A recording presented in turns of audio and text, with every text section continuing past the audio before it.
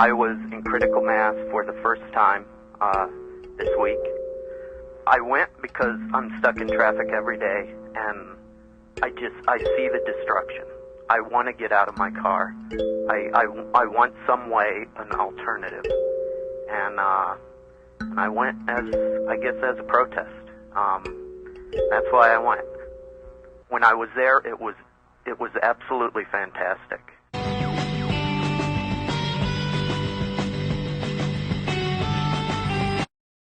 I saw this thing happening, and it was just such a good feeling to be there, and it had so many right-on messages, and it was like the perfect combination of do what you want to do, but be a nice person. Last Friday of the month, bicycle ride to celebrate the bicycle and to dominate the streets for a change.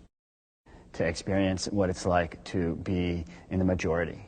To experience what it's like to feel safe and surrounded by fellows. That's what critical mass is. Then people would notice bicyclists, that we do exist, whereas before bicyclists were just kind of a rare anomaly, an annoyance out on the streets. And the situation, we were very visible. We obviously knew what we were doing. We were taking control of the situation, and people started noticing us. And how overwhelming that would get to be, and that it would be so big in the power size that it would actually need to be contained. Like that whole dynamic I did not envision. Eventually growing and growing, and of course you daydream about the utopia society where everybody just rides their bike to work, and of course I thought that critical mass would do that.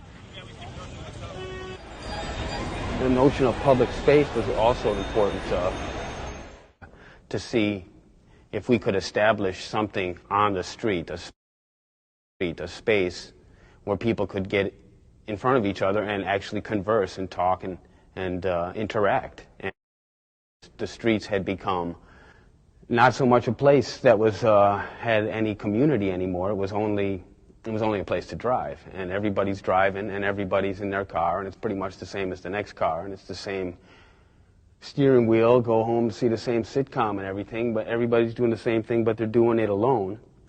And if we could get out on the bikes and be in the streets, dozens, hundreds strong, well then there's something happening there. There's a space created that, it's temporary and it's even moving.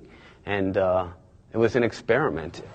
People always assume that critical mass is fundamentally and crucially about bicycling. Well, yes, it is. It's sort of inescapably about bicycling, but to reduce it to bicycling is also to miss the crucial element. This exhilaration, this open-endedness, the human creativity that was sort of unleashed by this experience, I think has as much or more to do with being a new kind of public space. I think it was all about, can we get some people to come out and be together and actually meet up at the same time in the same place. That alone was like 30, 40, 50, 60 riders each month, somewhere in there. And then we saw the movie Return of the Scorcher, and the name had to become Critical Mass. Scene there is about the bike riding in China.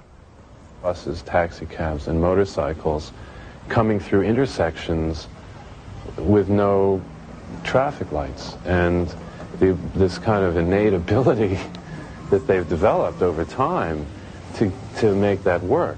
But there were rules operating under the surface that worked very well. It was a kind of critical mass thing where all the cyclists would pile up and then go. All the cyclists going, say, turning left in an intersection would wait in the middle until they had enough numbers to force through the cars and make them stop. As soon as they reached what this interviewee had called critical mass, then the bikes went through. And that just captured the spirit perfectly. So it became critical mass. Right?